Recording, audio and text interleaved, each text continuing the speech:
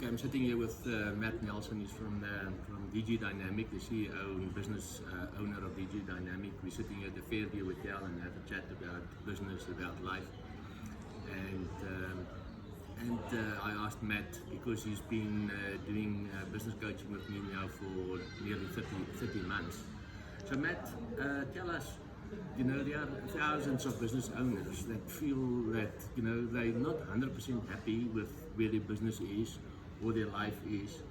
And 30 months ago, you were more or less, at the same place. So, do you mind just giving us a little bit of background?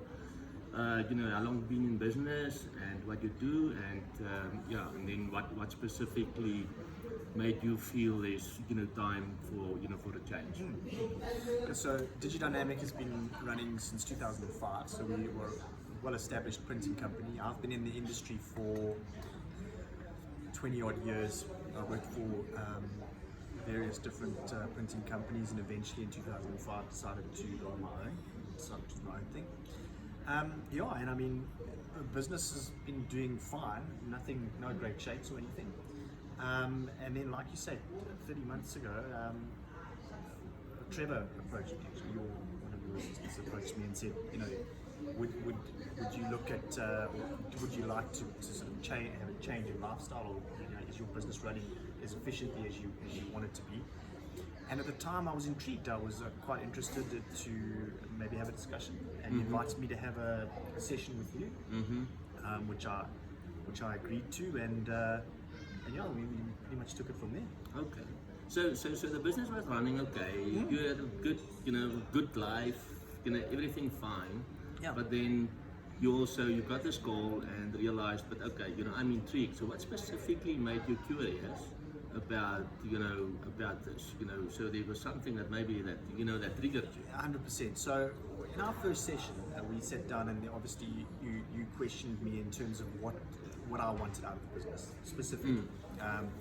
And when we were running through those points, one of those points was that I wanted the business to become more profitable. I felt that it was ticking along, but it just wasn't doing anything really effective. So that was one of them, and the other one was a specific that I wanted my wife to be able to stop working. And a bit of background with regards to that: my wife is in the financial sector. She's quite high up in one of the financial sectors, and she earns a very, very good salary. So what specifically you said to me was that the reason that DigiDynamic wasn't doing as financially secure and as financially well as what I wanted it to was because I was in a secure environment. I didn't have any sort of real worries. The finances could have been taken care of by my wife, irrespective of whether DigiDynamic was a financial windfall or not. So in your words, I was using my wife as a crutch. I had a fallback, and life was okay. So why really sort of worry about it? And then the other thing I think that was kind of your so-called BFO moment was we started looking at the finances of the business and how it was being run and the profitability of it, etc. And you posed the question. You said, are you running a non-profit organization here, or are you running a profitable business? And which do you want to run? Essentially, that was the question you asked. You posed to me, because if you said to me, if you want to run an NGO, we restructure the business and nobody makes any money, but everybody sort of has a job and carries on. Yeah. And that was not my intention.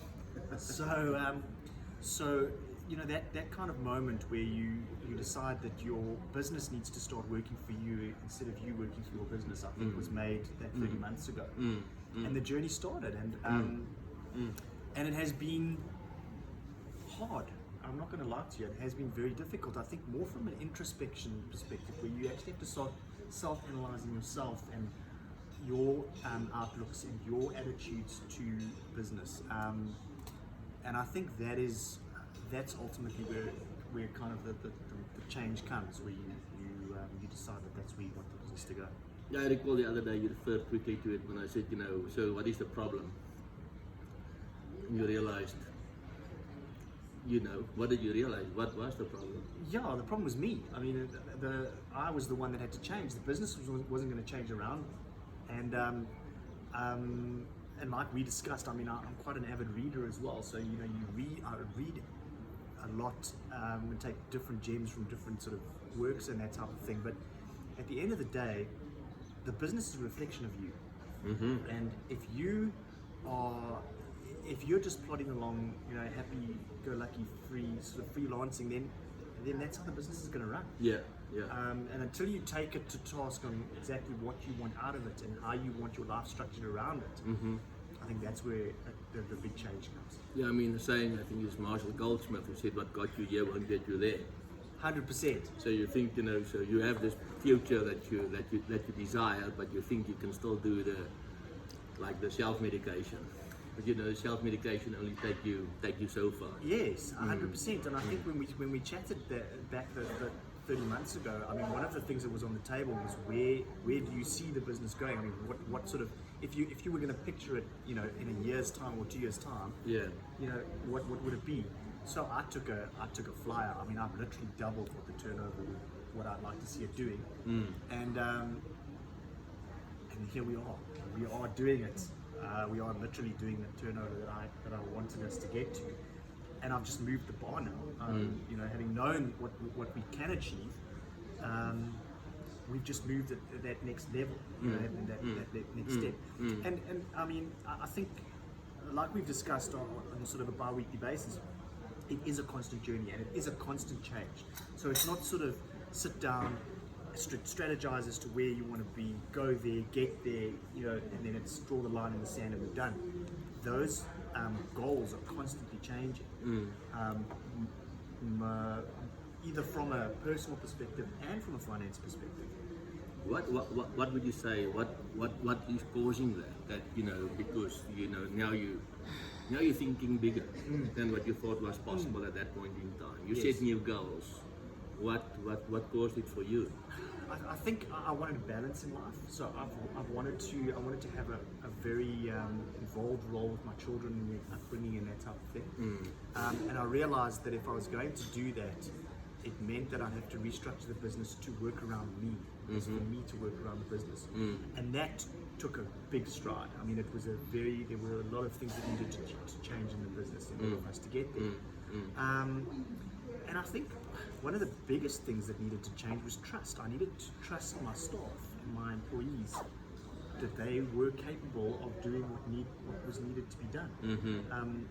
Previously, I did everything myself. I was actively involved in the day-to-day runnings of the business, and that was a huge step for me to step back and hand over that responsibility to them.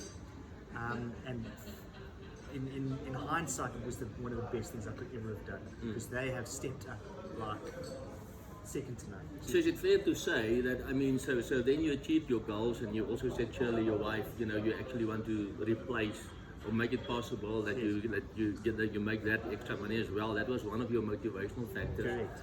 And you achieved that.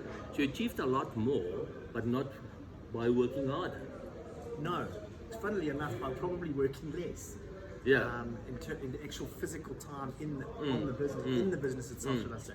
So I work more on the strategic side of the business now, more on where we want it to go, looking at different avenues, looking at different facets of the business, bringing in new products, bringing in new suppliers and that type of thing.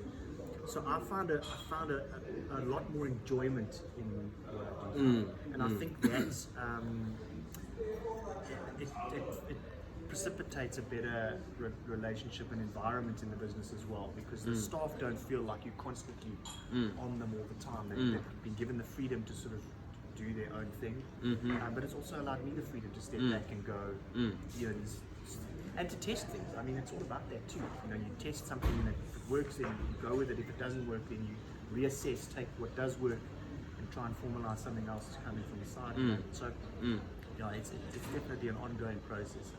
But it had to start somewhere, and I think that it's that kind of moment in yourself that you have to decide. So I mentioned in the beginning there are thousands of business owners that actually going through times that they feel it is tough, and even though already successful, I mean, you were already successful, but then you reach a point where you feel that it is time for change, but you do not always know where to go, and think this is is that really what you wanted in business when you started? And I found quite a lot that people are saying, it's not really what I wanted. I don't have that freedom that I thought I would have. No. I don't make the money that I thought I would have, and I also don't have the time. So what would be your input? What would be your advice to business owners who are at that point, in their business, their life? Well, I don't think I'm very different to any other sort of business owner. I think the hardest thing that I've found is that there's no one to look up to. There's no one to go to sort of say, is this right? Is this wrong? What avenues can we explore in order to look for new avenues of revenue, etc., etc. So I think my philosophy is that it's extremely important to be held accountable for your own actions. And we as business owners we aren't really accountable to our staff, so to speak. So I find that the value that I get out of our meetings is that you hold me accountable, and I have tasks that I need to work on, and things that I constantly need to be working on, both in the business and outside of the business. So, and they both are hand in hand. So I think it's important to explore those different avenues of what does work and what doesn't work. But I think it's very easy to sort of sit, and I've been to a lot of sort of symposiums and that type of thing, and when you leave them, you feel fantastic, you feel motivated, you feel let's go, and then 2 weeks later it's finished. So the feeling is over. You don't have that drive, that direction again. Whereas I think with you, that our bi-weekly meetings are seriously important, not necessarily for insights or specific things that we're working on, but to constantly, I think, just keep you on that same sort of path, that straight and narrow. Keep looking at different things to do, keep testing the waters, but also just to be held accountable for. To have the soundboard as well as, because sometimes it's quite lonely out there. Absolutely. And who do you talk to? Someone that really care, and the soundboard pushing you. Yes. In terms of going much further than what you thought was possible. Absolutely. I think it's just it's like when we talk of you as a business coach, it's exactly what you are. It's exactly the same as it is in physical coaching. You've got to be pushed all the time. If you're let to just sort of plod along, you're never really going to stretch yourself to get there. No, Matt, thanks for sharing. I really always say that, I love to work with people with a champion mindset, and I think you are one of those. So when you're a champion mindset, there's always that next level. 100%. And always looking for, what else is possible. So congratulations on what you've achieved so far, and we all know there's much more. Yes. And looking forward to work with you in future and continue with this journey. Thank you. Thank you.